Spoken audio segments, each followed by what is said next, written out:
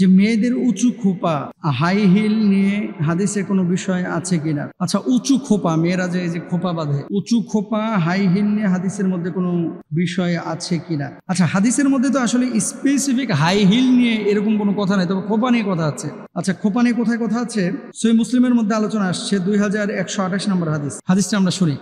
আন আবি হুরায়রা রাদিয়াল্লাহু তাআলা আনহু ক্বালা রাসূলুল্লাহ সাল্লাল্লাহু আলাইহি ওয়াসাল্লাম সিনফান মিন আহলিন নারিল লাম আরাহুমা কওমুন মাহুম সিয়াতুন কাআজনাবিল বাকরি ইয়াদরিবুনা বিহান নাস ওয়া নিসাউন কাসিয়াতুন আরিয়াতুন মুমিলাতুন মাইলাতুন রুউসুহুন্না কাআসনিমাতিল বুখতিল মাইলা লা ইয়াদখুলনাল জান্নাহ ওয়া লা ইয়াজিদনা রিয়াহাহা ওয়া ইন্না রিয়াহাহা লা ইউজাদু মিন মাসিরাতি কাজা ওয়া কাজা। এটা সরাসরি মুসলিমের হাদিস। দেখেন, আবু হুরায়রা রাদিয়াল্লাহু তাআলা আনহু থেকে বর্ণিত, তিনি বলছেন রাসূল আকরাম সাল্লাল্লাহু আলাইহি ওয়াসাল্লাম ইরশাদ করেন, জাহান্নামীদের দুটি দল এমন রয়েছে যাদের আমি দেখি নাই। এরা এমন সম্প্রদায় যাদের নিকট গরুর লেজের মতো চাবুক থাকবে, যাদের তারা লোকদের প্রহার করবে।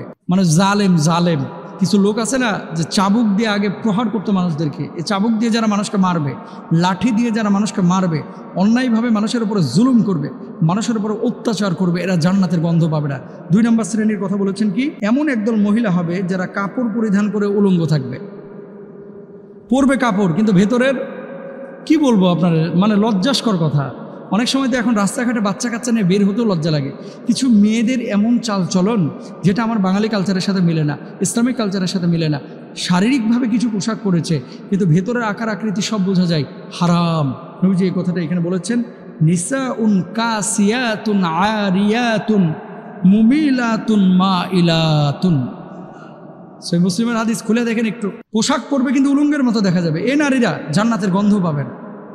জান্নাতে যাওয়া তো দূরের কথা, এই নামাজ পড়া ফরজ এটা বুঝেন, পর্দা করা ফরজ এটা বুঝেন না? নারীদের জন্য ফরজ, পুরুষদের জন্য ফরজ। এরপরে কি বলছেন দেখেন, রুউসুহুন্না কাআসনিমাতিল বুখতিল মাইলা।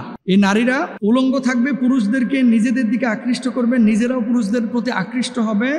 তাদের মাথা থাকবে বুকতি উটের হেলে পড়া কুঁজার মতো। উটের পিঠ দেখছেন? উটের পিঠ কিছু আছে এরকম পিছনের দিকে হেলে যায়, মানে চর্বি বেশি হয়েছে অথবা উঁচু বেশি হয়ে গেছে, বয়স হয়ে গেছে, তো উটের পিঠ যে কুঁজটা এটা পেছনের দিকে হেলে যায়।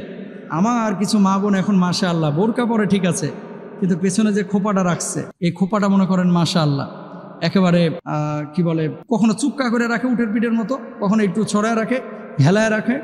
আবার কেউ আছে হিজাব করে ঠিক আছে, মুখের মধ্যে আটা ময়দা সুজি মারছে প্রায় 1.5 কেজি, বুঝছেন? তারপরে এই যে এই খোপাটাকে উঁচু করে রেখে দিছে শাড়ি পরে, তা আপনি কি করলেন?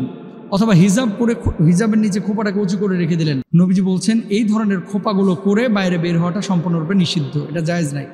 হাই হিলের যে বিষয়টা, সাহাবী রিদওয়ানুল্লাহি আনহুম আজমাইনদের স্ত্রীরা, নবীর স্ত্রীরা এই ধরনের উঁচু মানে জুতা ব্যবহার করতেন না, প্লেন জুতা ব্যবহার করতেন।